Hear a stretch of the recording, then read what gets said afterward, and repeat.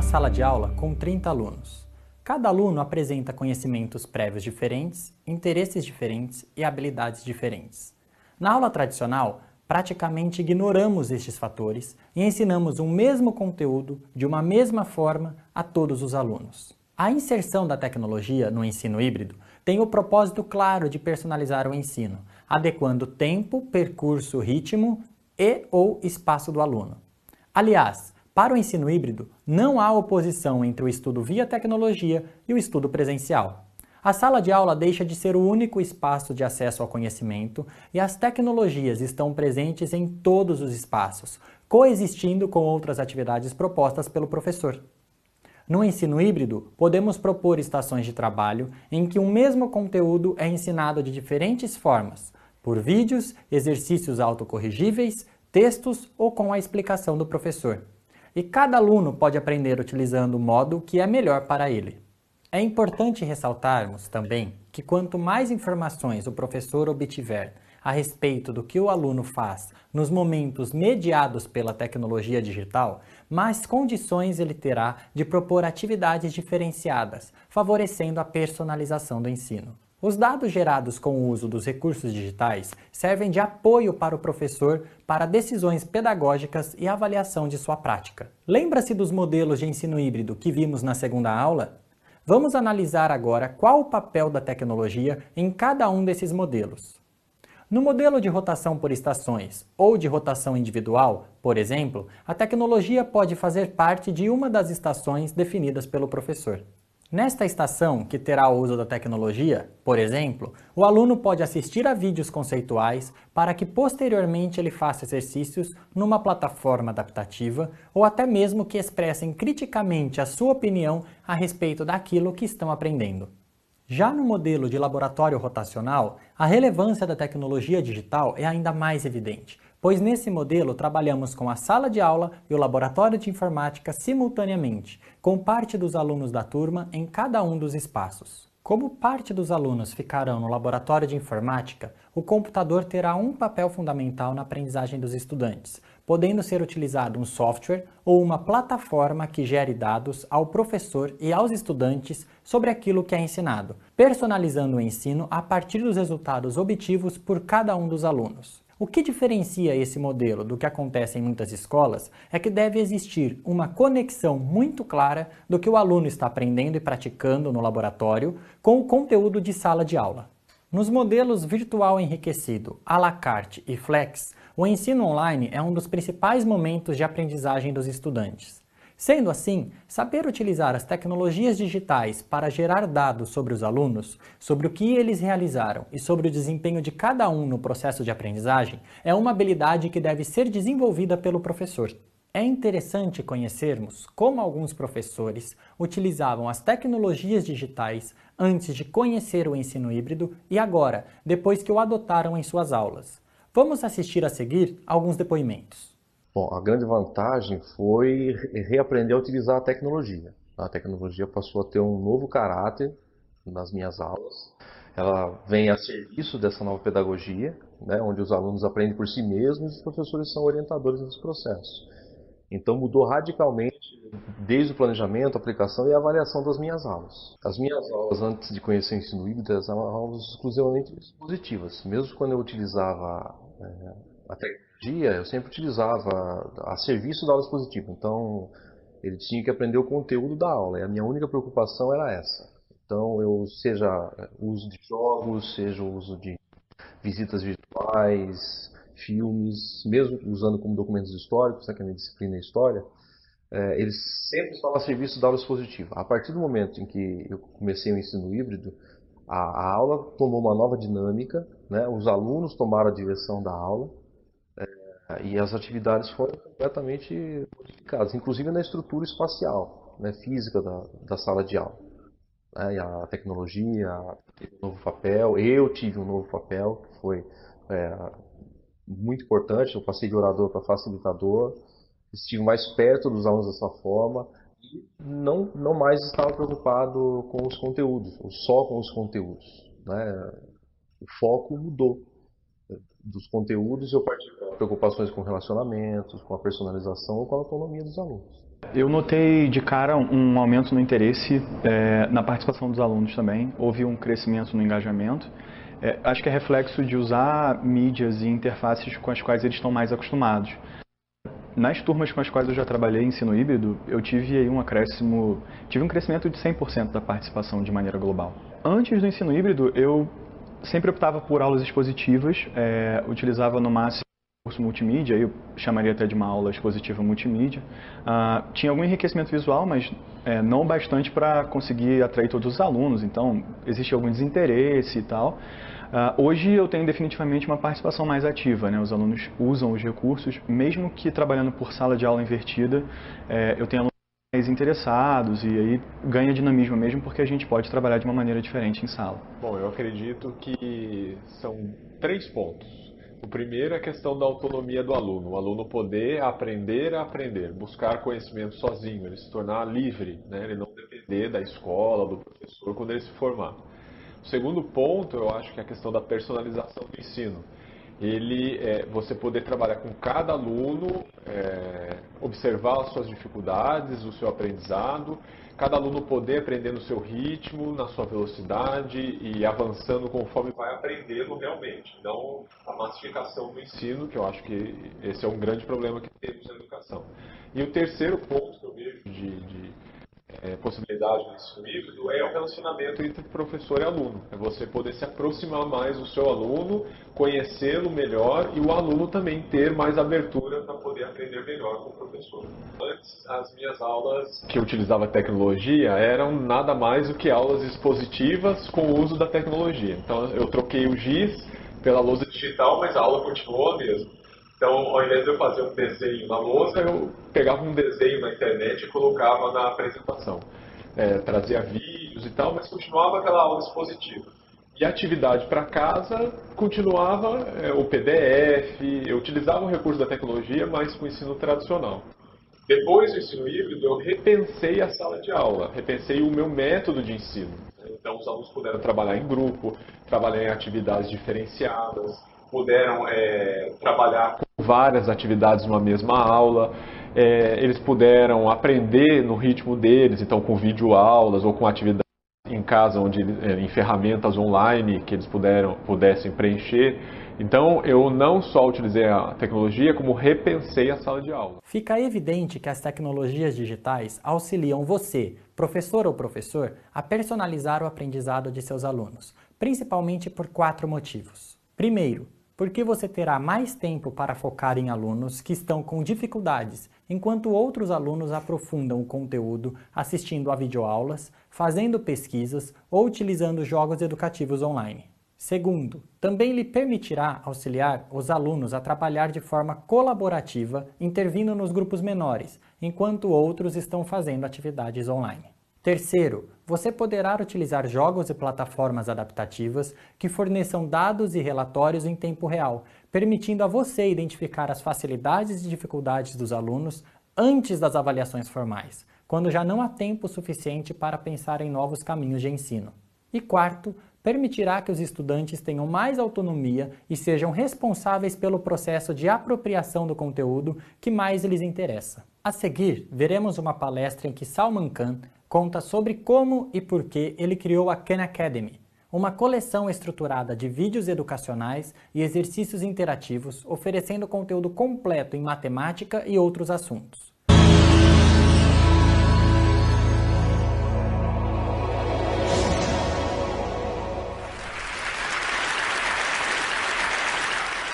Khan Academy is most known for its collection of videos. So before I go any farther, let me show you a little bit of a montage. So the hypotenuse is now going to be 5. This animal's fossils are only found in this area of South America, a nice clean band here, and this part of Africa. We could integrate over the surface, and the notation usually is a capital sigma. National Assembly, they create the Committee of Public Safety, which sounds like a very nice committee. Notice this is an aldehyde, and it's an alcohol. Start differentiating into effector and memory cells. A galaxy. Hey, there's another galaxy. Oh, look, there's another galaxy. And for dollars is their $30 million plus the $20 million from the American manufacturer. If this does not blow your mind, then you have no emotion.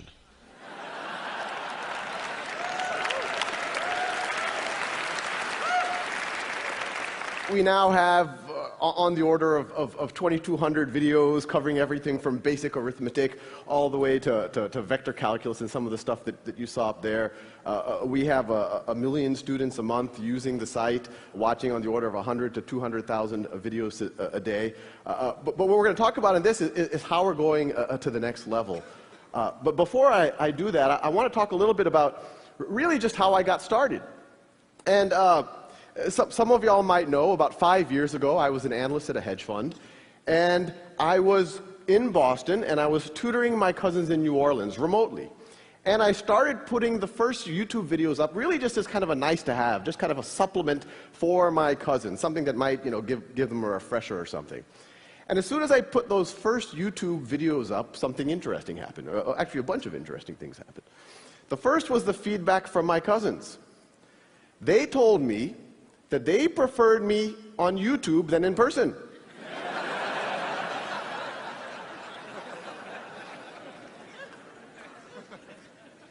And once you get over the backhanded nature of that, there was actually something very profound there. They were saying that they preferred the automated version of their cousin to their cousin. At first it's very unintuitive, but when you actually think about it from their point of view, it makes a ton of sense. You have this situation where now they can pause and repeat their cousin. Now they can, without feeling like they're wasting my time. They could, if they have to review something that they should have learned a couple of weeks ago or maybe a couple of years ago, they don't have to be embarrassed and ask their cousin. They can just watch those videos. If they're bored, they can go ahead. They can watch it at their own time, at their own pace.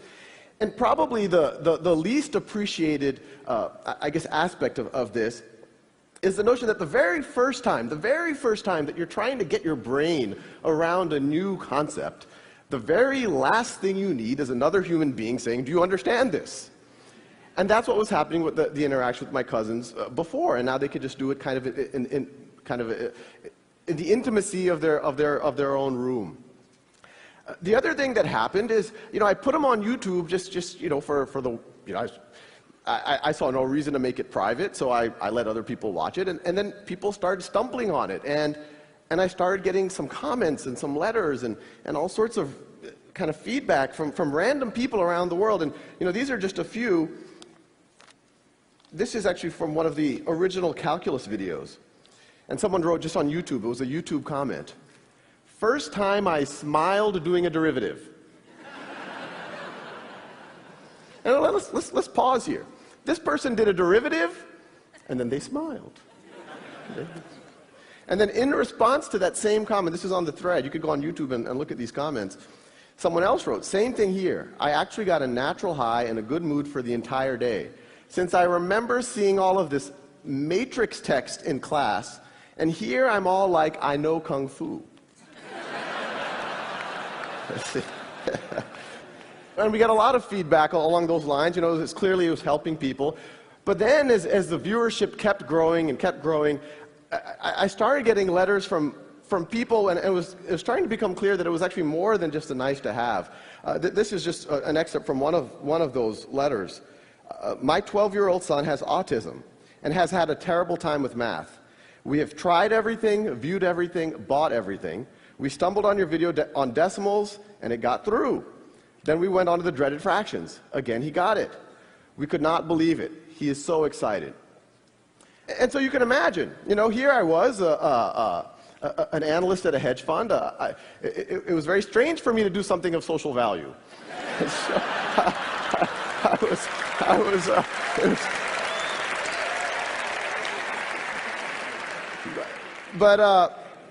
I was excited, so I kept going. And then other things started to dawn on me.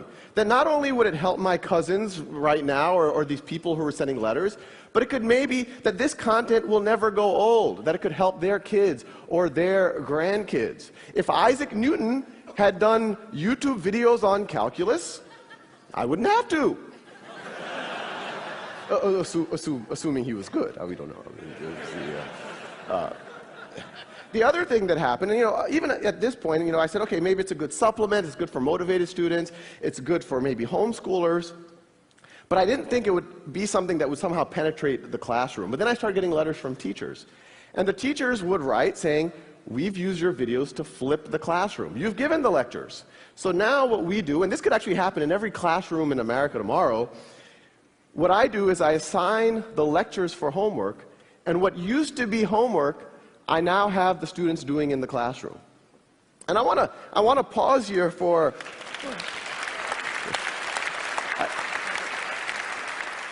I want to pause here for a second because there's a couple of interesting things. One, when those teachers are doing that, there's the obvious benefit. There's the benefit that now their students can enjoy the videos in the way that my cousins did. They can pause, repeat at their own pace, at their own time. But the more interesting thing, and this is the unintuitive thing when you talk about technology in the classroom, by removing the one-size-fits-all lecture from the classroom and letting students have a self-paced lecture at home, and then when you go to the classroom, letting them do work, having the teacher walk around, having the peers actually be able to interact with each other, these teachers have used technology to humanize the classroom. They took a fundamentally dehumanizing experience, a bunch of 30 kids with their fingers on their lips, not allowed to interact with each other. A teacher, no matter how good, has to give this kind of one-size-fits-all lecture to 30 students, blank faces, slightly antagonistic, and now it's a human experience. Now they're actually interacting with each other.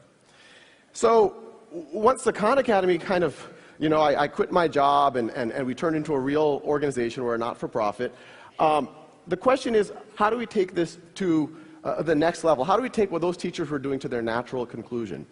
And so what I'm showing over here, these are actual exercises that I started writing for my cousins. The ones I started were much more primitive. This is a kind of a more competent version of it. But the paradigm here is we'll generate as many questions as you need until you get that concept, until you get 10 in a row. And the Khan Academy videos are there. You get hints, the actual steps for that problem if you don't know how to do it. But the paradigm here, it seems like a very simple thing, 10 in a row, you move on. But it's fundamentally different than what's happening in classrooms right now. In a traditional classroom, you have a couple of homework lecture, and then you have a snapshot exam. And that exam, whether you get a 70%, an 80%, a 90%, or a 95%, the class moves on to the next topic.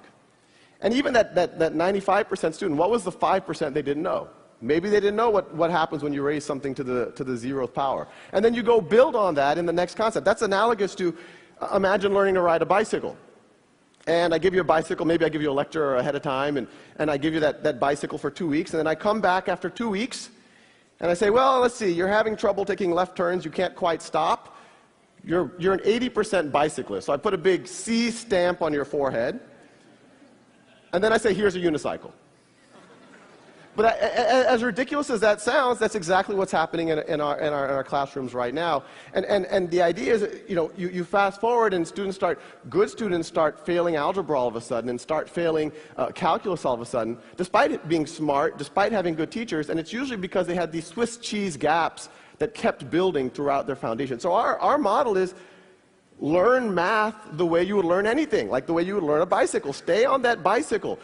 Fall off that bicycle. Do it as long as necessary until you have mastery. The traditional model, it penalizes you for experimentation and failure, but it does not expect mastery. We encourage you to experiment. We encourage you to failure, but we do expect mastery. This is just another one of the modules. This is trigonometry. This is shifting and reflecting functions. And they all fit together. We have about 90 of these right now. And you could go to the site right now. It's all free, not trying to sell anything. But the general idea is that they all fit into this knowledge map. That top node right there, that's literally single-digit addition. It's like 1 + 1 is equal to 2. And the paradigm is, once you get 10 in a row on that, then it keeps forwarding you to more and more advanced modules. So if you keep, this is further down the knowledge map, we're getting into more advanced arithmetic. Further down, you start getting into pre-algebra and early algebra. Further down, you start getting into algebra 1, algebra 2, a little bit of pre-calculus.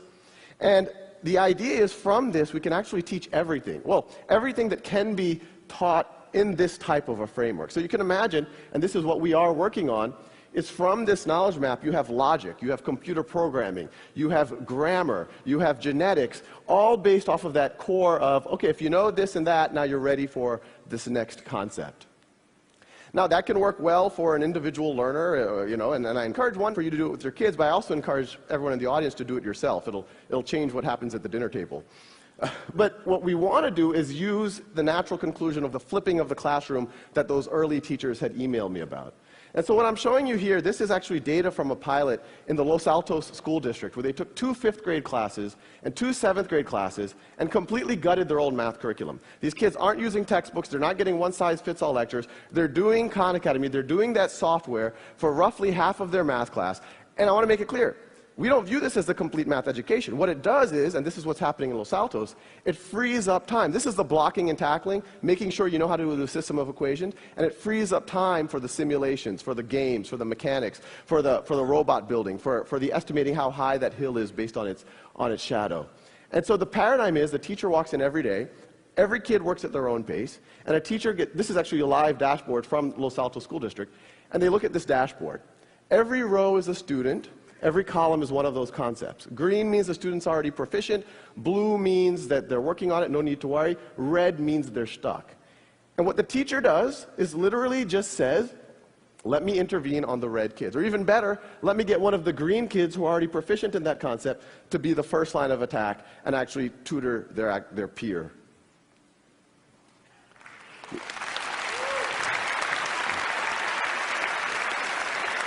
Now, I kind of come from a very data-centric reality, so we don't want that teacher to even go and intervene and have to ask the kid awkward questions. Oh, what do you not understand, or what do you do understand, and all of the rest. So our paradigm is to really arm the teachers with as much data as possible, really data that in almost any other field is expected if you're in finance or marketing or manufacturing, and so the teachers can actually diagnose what's wrong with the students so that they can make their interaction as productive as possible. So now the teachers know exactly what the students have been up to, how long they've been spending every day, what videos have they been watching, when did they pause the videos, what did they stop watching, what exercises are they using, what have they been focused on. The outer circle shows what the exercises they're focused on, the inner circle shows the videos they're focused on.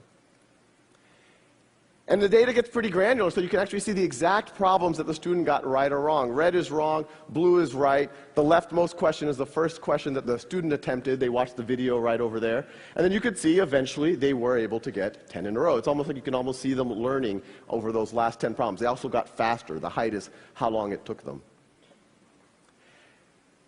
So, when you talk about self-paced learning, it makes sense for everyone. In education speak, differentiated learning. But it's kind of crazy what happens when you actually see it in a classroom. Because every time we've done this, in every classroom we've done, over and over again, if you go 5 days into it, there's a group of kids who've raced ahead, and there's a group of kids who are a little bit slower. And in a traditional model, if you did a snapshot assessment, you say, oh, these are the gifted kids, these are the slow kids. Maybe they should be tracked differently. Maybe we should put them in different classes. But when you let every student work at their own pace, and we see it over and over and over again, you see students who took a little bit extra time on one concept or the other, but once they get through that concept, they just race ahead. And so the same kids that you thought were slow 6 weeks ago, you now would think are gifted. And we're seeing it over and over and over again. It makes you really wonder kind of how much all of the labels, maybe a lot of us have benefited from, were really just due to a coincidence of time. Now, as valuable as something like this is in a district like Los Altos, our goal is to use technology to humanize, not just in Los Altos, but kind of on a global scale, what's happening in education. And actually, that kind of brings an interesting point, is that, a lot of the effort in humanizing the classroom is focused on student-to-teacher ratios. In our mind, the relevant metric is student-to-valuable human time with the teacher ratio. So in a traditional model, most of the teacher's time is spent doing lectures and grading tests and whatnot. Maybe 5% of their time is actually sitting next to students and actually working with them. Now 100% of their time is. So once again, using technology, not just flipping the classroom, you're humanizing the classroom, I'd argue, by a factor of 5 or 10. And as valuable as it is in Los Altos, imagine what that does to the adult learner who's embarrassed to go back and learn stuff that they should have known before going back to college. Imagine what it does to a street kid in Calcutta who has to help his family during the day, and that's the reason why he or she can't go to school. Now they can spend 2 hours a day and remediate or get up to speed and not feel embarrassed about what they do or don't know. Now imagine what happens where, we talked about the peers teaching each other inside of a classroom, but this is all one system. there's no reason why you can't have that peer-to-peer tutoring beyond that one classroom. Imagine what happens if that student in Calcutta all of a sudden can tutor your son, or your son can tutor that kid in Calcutta. And I think what you'll see emerging is this notion of a global one-world classroom. And that's essentially what we're trying to build. Thank you.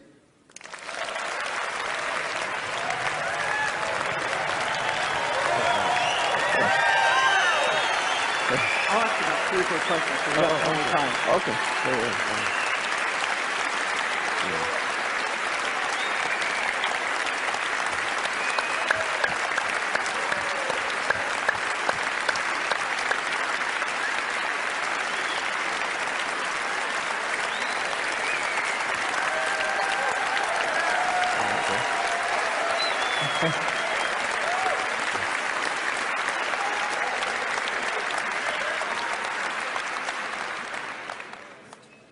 I've seen some things you're doing in the system that have to do with motivation and feedback, energy points, merit badges.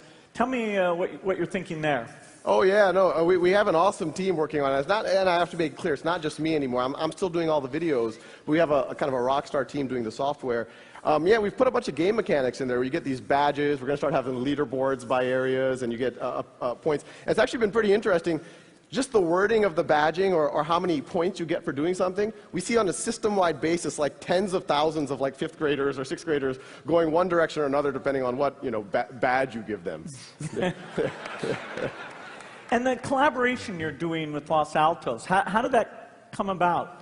Yeah, no, Los Altos has been it was kind of crazy. They once again, I didn't expect it to be used in classrooms.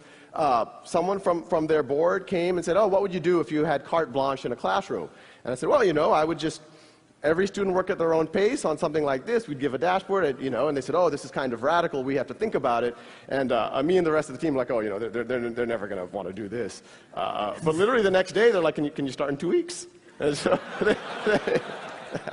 so it's fifth grade math is where that's going on right now? It's 2 5th grade classes and 2 7th grade classes. And I think they're doing it at the district level. And I think what they're excited about is they can now follow these kids. It's not an only in-school thing. I mean, we've even, on Christmas, we saw some of the kids were doing, and we can track everything. So they can actually track them as they go through the entire district, through the summers, as they go from one teacher to an next. You have this continuity of data that even at the district level they can see. So some of those views we saw were for the teacher to go in and track actually what's going on with those kids.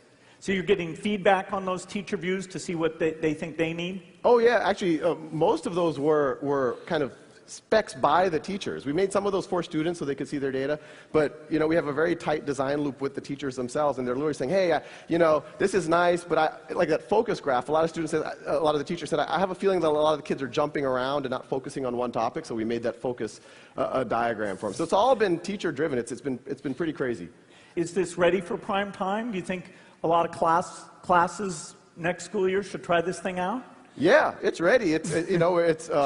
We got 1 million people on the site already, so we can handle a few more. And no reason why it really can't happen in every classroom in America tomorrow. And the vision of the tutoring thing, the idea there is, if I'm confused about a topic, somehow right in user interface, I'd find people who are volunteering, maybe see their reputation, and I could schedule and connect up with those people. Absolutely, and this is something that I recommend everyone in this audience to do is those dashboards that teachers have, you can go log in right now and you can essentially become a coach for your kids, your nephews, your cousins, or maybe some kids at the Boys and Girls Club. And yeah, you can start becoming a mentor or tutor really immediately, but yeah, it's all there. Well, it's amazing. I think you've just got a glimpse of the future of education. Thank you. Oh, thank you.